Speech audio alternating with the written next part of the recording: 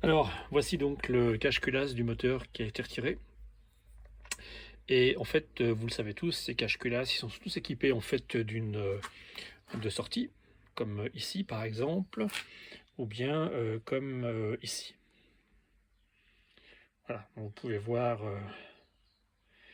ici la sortie. Alors ces cache-culasses, en fait, ils ont une particularité que pas tout le monde forcément connaît, c'est qu'en fait, ils sont conçus aussi pour retraiter en fait les vapeurs d'huile. Quand votre moteur fonctionne et que tout ce petit monde tourne très vite, vous avez les abracams ici, donc vous avez un ici et un ici, qui tournent donc assez rapidement. Et puis l'huile qui est pompée par la pompe à huile et qui remonte le long du moteur est déversée en fait dans le haut moteur. Et bien sûr, elle reçoit les chocs et elle est entraînée par les rotations rapides des abracams, des lobes, les ressorts qui se compriment et se décompriment. Enfin bref, il y a beaucoup de petits mondes qui se baladent là-dedans et ça génère beaucoup, beaucoup, beaucoup de mouvements. Et cette huile, en fait, est vaporisée dans l'air ambiant. Et bien sûr, elle doit être évacuée, puisqu'en fait, vous avez non seulement de l'huile en vaporisation, mais vous avez aussi la contre-pression qui remonte du bas moteur et qui est véhiculée via le haut moteur par les trous qui sont sur les têtes de culasse. Je vais vous les montrer. Voilà, donc là, vous avez la culasse qui est posée sur mon établi. Je suis en train de travailler dessus, donc ça explique un peu son état, hein, vous l'avez bien compris. Alors, vous avez pu voir que sur les culasses, vous avez ces gros trous qui sont ici, de chaque côté. Voilà, et ici. Et en fait, ces gros trous permettent de faire deux choses. Premièrement, elles permettent de faire descendre l'huile que vous mettez en fait dans votre bouchon d'huile.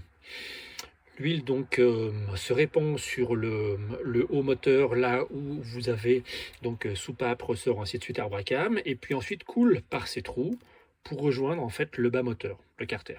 Voilà. Mais par ces trous, vous avez l'huile qui descend, normalement, mais vous avez aussi la contre-pression qui ressort ici et qui remonte vers le cache-culasse. La contre-pression, c'est en fait le volume d'air qui est déplacé par le piston quand il redescend. Quand il redescend, le piston ne travaille pas dans le vide. Vous avez un léger volume d'air et ce volume d'air peut être plus important, surtout sur les moteurs turbo, puisqu'en fait vous avez un petit peu de la compression aussi qui passe de chaque côté du piston, qui redescend dans le carter. Et cette contre-pression qu'on appelle le blow-by, eh bien en fait il faut bien l'évacuer. Alors pour l'évacuer, bah, c'est extrêmement simple. Elle remonte par ces trous. En chemin inverse, elle croise l'huile qui descend. Et puis quand elle remonte, elle arrive donc dans le cache-culasse. Et ici, bah, vous l'avez compris, votre cache-culasse, il est fermé, puisqu'il y a un bouchon d'huile ici. Donc quoi faire? Eh bien, il faut l'évacuer. C'est la raison pour laquelle vous avez donc ces sorties qui sont ici, voilà, qui permettent justement d'évacuer cette compression. Mais vous l'avez compris avec l'explication précédente, ce volume d'air qui est expulsé, il rencontre le chemin de l'huile, qui elle, est sous forme de brouillard complet pendant la rotation du moteur.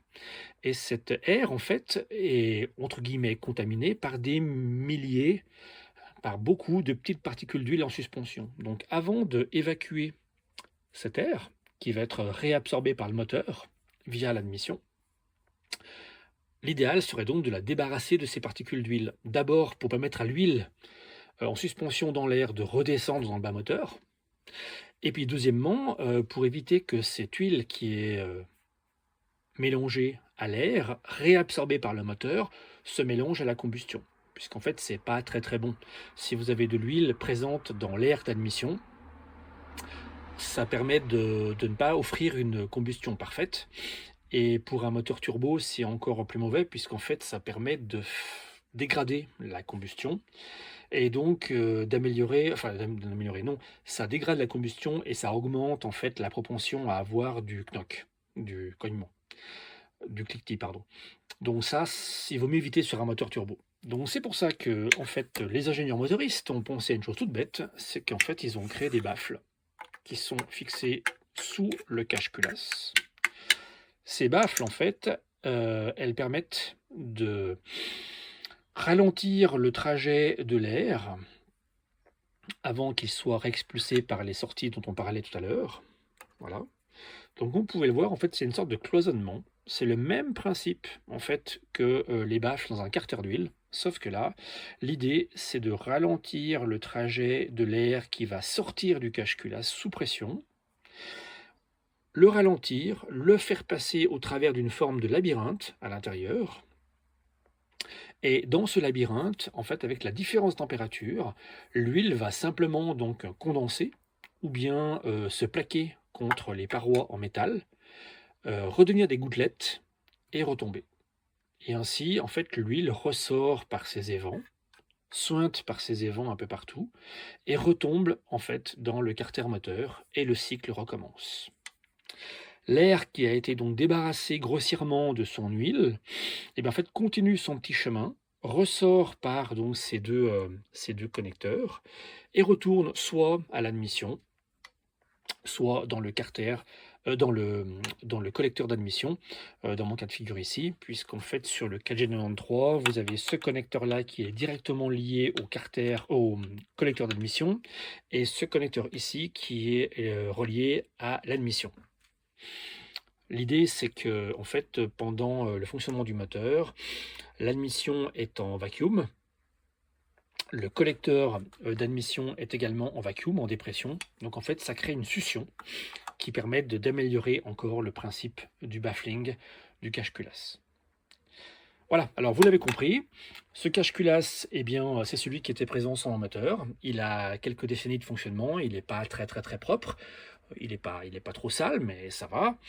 Je fais des changements d'huile qui sont réguliers, donc ça permet d'éviter d'avoir un carter qui est trop colmaté ou bien qui présente un vernis marron jaunâtre dégueulasse un peu partout. L'idée, c'est de retirer ces baffles, ici en tôle, refaire correctement le cache-culasse, remettre ces baffles en place et tout reposer sur le moteur. Voilà. Et vous allez voir, il y aura des belles surprises au démontage. Voilà, allez au boulot. Alors malheureusement, je suis désolé, c'est ma faute, mais quand j'ai démonté ces baffles, j'ai pas filmé.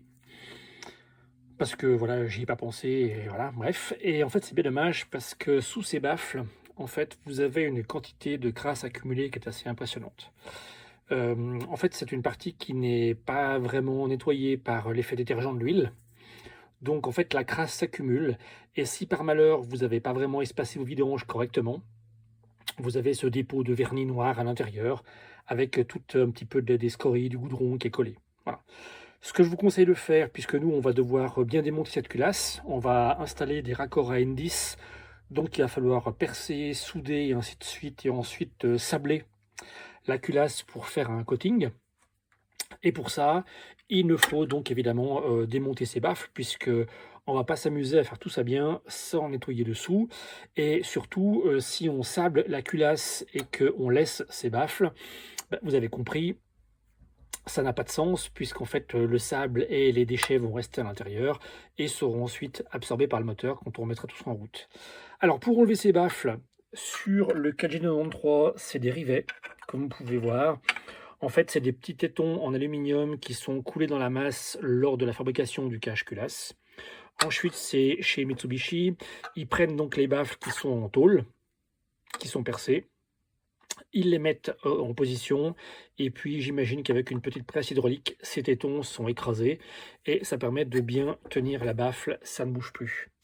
Il vaut mieux, hein, parce que si ça se décroche, ça tombe dans les arbres à cam, ça risque de faire un peu de bruit. Voilà, donc ce que je vous conseille de faire, vous prenez un forêt de bonne qualité. Moi j'ai des forêts au cobalt, ça marche très bien, ça coupe dans n'importe quoi comme dans du beurre. Vous faites sauter tous les rivets un par un. Voilà, et une fois qu'ils ont sauté, vous pouvez retirer les baffles qui viennent facilement. Évidemment, vous l'avez compris, en faisant ça, on va détruire le point d'accroche. Donc il faudra ensuite repercer, tarauder pour mettre des vis. Donc si vous n'êtes pas équipé, si vous ne savez pas comment faire pour tarauder un trou, ne le faites pas, demandez à un ami ou alors apprenez à le faire, c'est pas si compliqué. Il faut juste les bonnes tailles de forêt et puis un petit coup de main à prendre pour tarauder dans de l'aluminium. C'est assez tendre, c'est assez mou, donc il faut y aller doucement. Voilà, on démonte les baffles et après on passe à l'étape suivante. Alors, donc l'étape suivante maintenant, donc c'est le retrait des deux baffles du cache-culasse pour pouvoir les refaire en aluminium parce que celles-ci, malheureusement, je les ai un peu abîmées pour pouvoir les sortir et j'ai pas vraiment confiance dans ma soudure à l'étain que j'ai fait ici, c'est un peu bricole. Alors, j'ai taillé la première dans un morceau d'alu de 60 mm, voilà, et ça c'est la deuxième partie pour la deuxième baffle, toutes les deux avec des plaques d'alu de 60 mm de large. On va refaire les mêmes découpes, les mêmes percements. Je vais fixer ça donc avec les vis à tête imbue que je vous ai montré juste avant, puisque j'ai déjà percé et taraudé en M3 métrique l'intérieur du cache-culasse. Au travail. Voilà, donc mes plaques sont prêtes. Donc ça, c'était les anciennes, qui sont en tôle d'origine. Donc je les ai aplaties pour enlever le petit, la contreplaque qui se trouve ici, pour reprendre les bonnes dimensions. Et j'ai fait les mêmes, cette fois en aluminium, taillé dans la masse, avec les ouvertures et les trous. Et maintenant, le but du jeu, c'est de refixer dessus. Donc ces pièces-là, que je vais bien nettoyer et sabler, pour les refixer avec des rivets sur ces nouvelles plaques, afin que le fonctionnement soit assuré. Voilà, au boulot.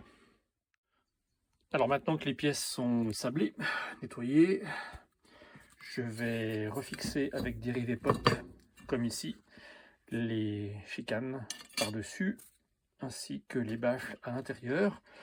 Une fois qu'elles seront à nouveau rivetées correctement, je ressable tout, je les graisse, et ensuite c'est passage au Cerakote. Voilà, c'est quasiment terminé. Alors les deux baffles sont prêtes.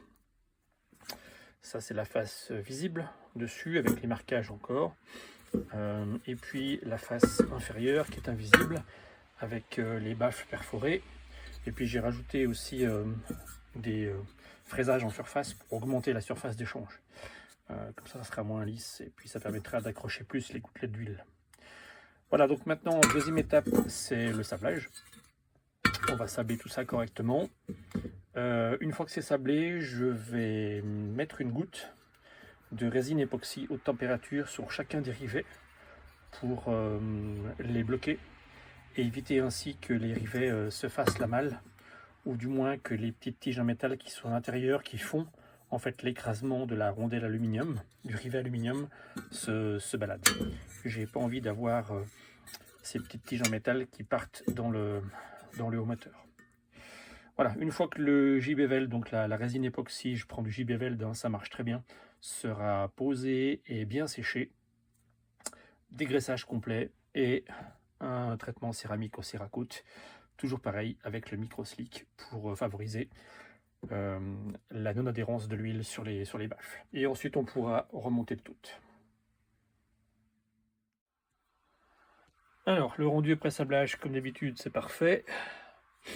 Donc toujours pareil, hein, je sable avec du sable garnet à 100 mèches.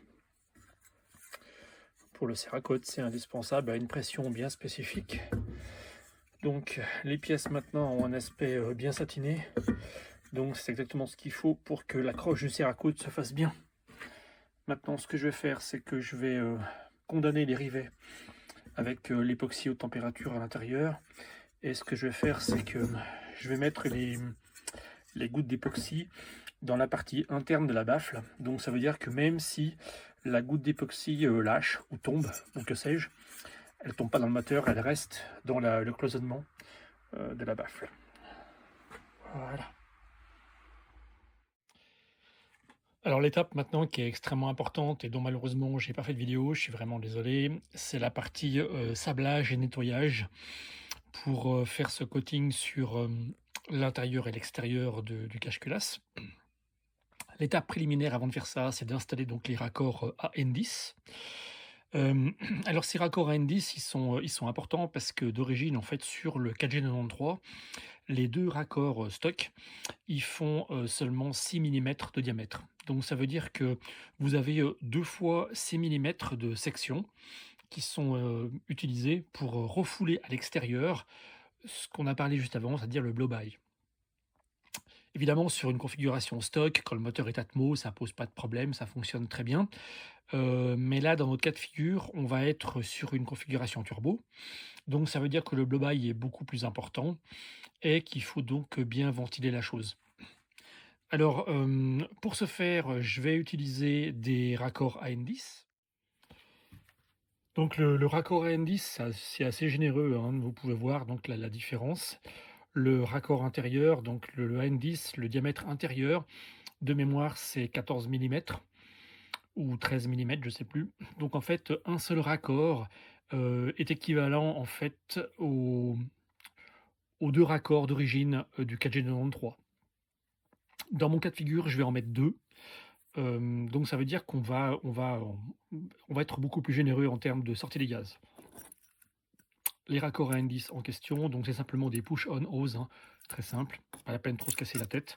Ça fonctionnera très bien pour ce cas de figure-là. Et le AN10, c'est un raccord qui est utilisé quasiment pour tout le monde dans les configurations turbo. Alors là, sur la vidéo, ce que vous voyez, c'est un raccord qui se visse. Moi, j'ai acheté des raccords en fait en aluminium qui sont bruts et que je vais souder directement sur le cache culasse. Donc évidemment, encore une fois, pas de vidéo, je suis désolé, mais c'est arrachage des anciens raccords. Alors c'est très simple, ils sont juste montés en force dedans. Perçage avec une mèche plus grosse.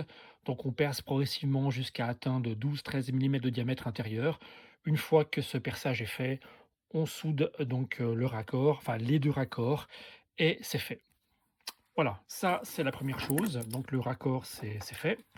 Maintenant donc c'est la partie Cerakote. Ouais, alors comme vous le savez, je suis assez fan du Cerakote, donc ce coating céramique. Donc le coating céramique, il a plein d'avantages, c'est qu'il est extrêmement résistant par rapport à de la peinture conventionnelle. Et puis surtout, il a un point qui est extrêmement, qui est avantageux pour un moteur, c'est que vous avez plusieurs applications de coating possibles. Donc en fait, je vous ai mis là les 2 coatings que je vais utiliser. Alors le premier, c'est le C143, le Stoplight Red. En fait, c'est simplement la couleur que je vais utiliser pour faire le coating de finition du cache culasse à l'extérieur. Ça sera la partie, je dirais, visible. OK? Ça, c'est la première chose.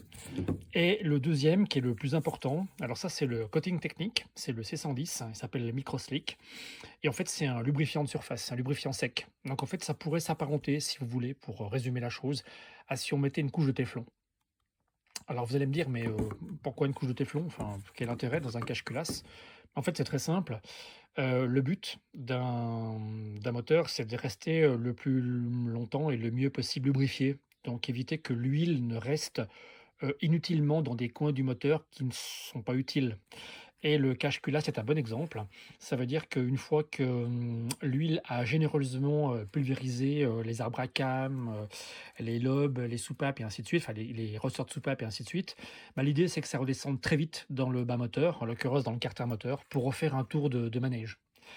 Donc en fait, le microslick est, beaucoup utilisé en préparation moteur, mais en fait beaucoup de préparateurs en fait font un coating interne, des carters moteurs et du cache-culasse pour que justement l'huile n'adhère plus et en fait l'huile redescend directement dans le carter moteur beaucoup plus rapidement. Donc c'est l'idée. Donc c'est un lubrifiant de surface. Une fois que c'est sprayé et que ça a durci, c'est absolument sec et en fait le taux de friction est équivalent à peu près au téflon. Donc en fait c'est vraiment très, très lisse et bien sûr c'est complètement hydrophobe. Ça veut dire qu'en fait l'eau perle dessus et l'huile coule, très facilement. Voilà, donc on va faire un coating du C110 à l'intérieur du cache-culasse et bien sûr des baffles, une fois que tout ça sera terminé. Alors en fond d'écran de ma vidéo, je vous ai mis ma superbe, cabine de sablage. Elle permet justement de bien préparer, les pièces avant le coating puisqu'en fait, Cerakote préconise un sablage très minutieux, un dégraissage très minutieux des pièces, hein. La préparation est vraiment très longue et un peu contraignante, mais voilà, c'est le prix à payer. Donc, pour le sablage, en l'occurrence, c'est du sable garnet avec, un mèche 100. Donc mèche, c'est une unité de mesure pardon, américaine, hein. Chez nous, c'est des microns, mais les Américains, ils parlent encore en mèche. Bon ben voilà. Donc sablage très minutieux de la pièce, en l'occurrence du cache-culasse, intérieur, extérieur, après soudage, hein, des raccords M10 évidemment, ainsi que des baffles au garnet 100 avec une pression qui est bien spécifique. Cerakote, donc pour l'application du microslick, préconise 3 bars maximum, alors que pour l'application de la couleur sur la face extérieure, là, il faut souffler plutôt à 6-7 bars pour faire une bonne préparation de surface. Voilà, donc on va gentiment passer toutes les pièces au sablage. Ça va prendre un peu de temps. Ensuite, dégraissage minutieux, dégazage au chalumeau. Un jour, je vous ferai une vidéo sur préparation Cerakote, vous verrez, c'est intéressant. Et puis enfin, sprayage de tout. Voilà, on se retrouve juste après. Alors comme je n'ai pas pris le temps de faire une vidéo de la partie sablage et peinture de tous ces éléments, je vous ai mis quelques photos et puis je vous fais un petit commentaire au fur et à mesure du déroulement de ces photos. Alors ce que vous pouvez voir déjà, c'est que le sablage doit être extrêmement minutieux, hein, donc il faut vraiment faire très attention à ça. Évidemment, j'ai bien sablé toutes les pièces intérieures-extérieures de la culasse. Vous pouvez voir également les raccords à N10 avec les soudures décapées correctement pour que tout soit bien. Et ensuite, dégazage minutieux des pièces au chalumeau, dégraissage à l'acétone et enfin l'application des différents coatings à l'intérieur et à l'extérieur. Alors c'est pas très facile à faire, hein, faut prendre un peu le coup, mais gentiment j'y arrive. Le pire, c'est sans doute le microslick qui est vraiment extrêmement liquide comme coating. C'est comme de l'eau, hein. Donc il faut vraiment sprayer ça avec une technique bien particulière. Et c'est pas toujours simple à prendre en main. J'en ai en tout cas, moi, bien bavé au début pour faire des choses à peu près potables. Je suis de loin pas encore très à l'aise avec ça, mais c'est vrai que le microslick est vraiment le plus difficile. Donc je vous le conseille pas si pour vous la peinture c'est un truc que vous maîtrisez pas trop en fait. Voilà, sinon le rendu est très bien, c'est chouette. Le rendu extérieur donne bien, ce rouge brillant, ça pète, c'est violent, on dirait du neuf, c'est très beau. Et puis l'intérieur est extrêmement lisse. Une fois que tout est bien passé au coating, c'est vraiment très lisse au toucher et ça permet de bien offrir cette surface anti-friction pour que justement l'huile ne reste pas dans les baffles et que tout redescende très rapidement dans le carter moteur. Donc voilà, c'est très sympa. Maintenant que tout ça a séché pendant 5 jours, c'est le temps qu'il faut pour que le coating durcisse, eh bien il faut passer à l'étape du remontage. Et là, c'est un peu plus minutieux, faire attention à tout, et s'assurer que tout tienne bien avant de remettre ça sur le moteur. Et voilà, ça y est, donc les baffles sont posées. Voilà. Donc j'ai fait exactement comme les baffles d'origine. J'ai mis un cordon de silicone très fin qui fait le tour, comme ça. Ensuite, poser les baffles par-dessus. Et enfin, resserrer avec de la vis imbue, des rondelles et du frein filet fort pour ne pas que les petites vis se dévissent et tombent dans le haut moteur. Voilà, donc ça c'est fait. Maintenant, il faut remonter le tout. Voilà, j'ai remis le joint autour pour que l'étanchéité se fasse avec le haut moteur. Alors, certains d'entre vous ont peut-être remarqué que les joints ici sont très brillants. Alors, ils sont pas neufs, hein, ils sont d'origine, mais ils sont en bon état. Je crois que j'ai dû les changer une fois. Et en fait, j'ai un petit secret que je vais vous montrer pour que ce genre de joint dure très longtemps, ne devienne pas cassant et ne soit pas pénible à démonter ou se déforme ou bien se colle. En fait, j'utilise ça. C'est de la graisse silicone.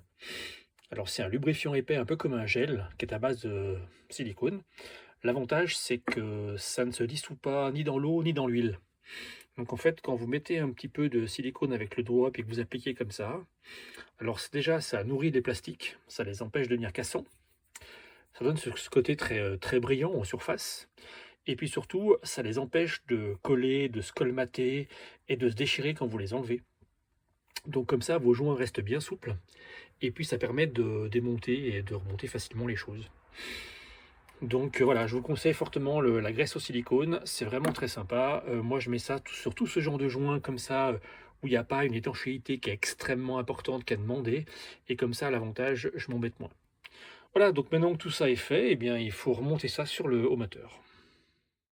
Et voilà le travail. Donc j'ai reposé le cache-culasse, j'ai installé les raccords à N10 provisoirement pour m'assurer que tout était bien en ordre. Donc voilà, tout est serré. Le résultat est plutôt bien, c'est propre, c'est joli, c'est beau. Et ça me permettra d'avoir un cache-culasse qui est bien étanche et qui fera son travail donc pour bafler les vapeurs d'huile. Voilà, donc c'est la fin de cette vidéo. Alors vous l'avez compris, le cache-culasse de nos moteurs, c'est un élément qui est quand même extrêmement important. Je vous fais une dernière séquence avec en arrière-plan mon ancien cache-culasse et puis 3 petites choses, dont le catch-can que je suis en train de préparer pour fixer tout ce petit monde sur la voiture. En fait, j'ai 2 catch-can comme ça. Donc en fait, le cache-culasse, ce qui est important, c'est de bien soigner le fait qu'il soit extrêmement propre à l'intérieur pour que, vous l'avez compris, le travail des baffles se fasse bien. Et si un travail des baffles se fait bien, ce ne sont que des avantages au niveau de la performance et au niveau de la santé de votre moteur. Alors pour récapituler, en fait c'est extrêmement simple, on l'a dit, un air réadmis par le moteur qui ne contient pas d'huile, c'est un air qui offre une combustion de meilleure qualité, donc avec plus de performance. Vous aurez moins de propension en fait à la détonation, puisque vous n'aurez pas d'huile en suspension dans votre moteur, dans votre mélange. Pour ceux qui sont équipés avec un turbo et un compresseur, vous l'avez remarqué, parfois vous avez de la fumée bleue à l'accélération. Et bien en fait, c'est simplement dû, le plus souvent, alors pas tout le temps, hein, mais le plus souvent, au fait que vous avez une ventilation en fait de votre cache-culasse qui n'est pas suffisant. Donc en fait, vous avez, des sorties qui sont trop petites en section. Du coup, vous avez une épuration des gaz qui se fait mal et vous avez pas mal de gaz qui recirculent dans la combustion qui contient encore de l'huile. Et du coup, quand vous êtes en pleine charge, eh bien, en fait, votre moteur réabsorbe de l'air qui est moins épuré, donc plus chargé en huile. Si vous avez ce genre de phénomène qui se produit sur votre moteur, je vous conseille fortement de changer donc vos catch-cans. Il y a de fortes chances pour que vous ayez une section de catch-can qui soit trop petite, genre du AN6 ou des choses comme ça. Et vous l'avez compris, quand on fait la comparaison entre les deux, il n'y a pas photo. Le mieux, et ce que quasiment tout le monde utilise, c'est quand même de la AN10. Ça permet une bonne ventilation. Un point aussi qui est important avec un cache-culasse qui est propre et en bonne santé, c'est que vous allez vous rendre compte que, en fait, au bout de quelques mois de fonctionnement, ou simplement une sortie circuit, hein, notamment quand il fait bien froid ou bien chaud, eh bien votre catch-can, il se remplit pas uniquement d'huile, mais aussi d'eau. Moi, ça m'arrive très souvent quand je vide mes catch-can. En général, c'est une sorte de mayonnaise un peu sale qui est à moitié d'eau et à moitié d'huile. Alors, pas d'inquiétude, hein, l'eau ne vient pas de votre circuit de refroidissement. Si c'était le cas, il faudrait vous inquiéter pour d'autres problèmes, mais ce n'est pas le propos de la vidéo. L'eau que vous avez dans le catch-can, en fait, c'est de l'eau qui est issue de la condensation. Quand votre moteur démarre et qu'il est bien froid, forcément, vous avez un volume d'air piégé à l'intérieur qui est froid et qui d'un coup rencontre des surfaces chaudes. Donc l'humidité à l'intérieur condense et se dépose sur les parois du moteur et des carters et va naturellement dans l'huile. Vous l'avez compris, le catch-can et bien sûr le cache-culasse avec ses baffles permet d'éviter de mélanger l'eau à l'huile, puisque vous imaginez bien que des gouttes d'eau qui se baladent dans le circuit d'huile et qui va à l'encontre des paliers de vilebrequin, des paliers des coussinets de bielle et ainsi de suite, c'est pas forcément ce qu'on fait de mieux. Donc en fait, voilà, encore un avantage d'avoir un catch-culasse qui est propre et en bonne santé, équipé avec des catch-can qui sont de section suffisante. Eh bien, ça permet aussi d'éliminer toute l'eau qui se présente dans votre moteur lorsque vous le démarrez ou lorsque vous tournez par exemple en hiver et qu'il fait très froid dehors. Donc le moteur absorbe de l'air ambiant qui est très froid et donc plus humide, ou l'été, hein, par exemple quand il pleut ou des choses comme ça. Et cet air, bien sûr, eh bien, cette eau qui est contenue dans l'air permet d'être évacuée directement via le cache-culasse et le catch-can. Donc voilà, ça c'est extrêmement important, vous l'avez compris, le but de cette vidéo c'était ça, vous montrer tous les avantages d'avoir un cache-culasse qui est en bonne santé et c'est malheureusement souvent un sujet qui n'est pas très bien connu ou pas très exploité puisqu'en fait, dans la majorité des cas, on se contente de l'enlever, de lui mettre un coup de chiffon, de le pimper un peu en lui mettant une belle couleur, mais on ne se préoccupe pas vraiment en fait, de ce qui se passe dessous. Voilà, j'espère que cette vidéo vous a plu, j'espère que vous avez appris plein de choses, et puis j'espère que le thé pas trop brouillon, hein. Vous l'avez vu, je suis pas un expert de la vidéo, mais je fais de mon mieux. Prochaine étape, on va donc connecter les 2 cache-cannes que je suis en train de préparer et remettre tout ça sur ce moteur. Allez, à plus, à tout bientôt, ciao, ciao.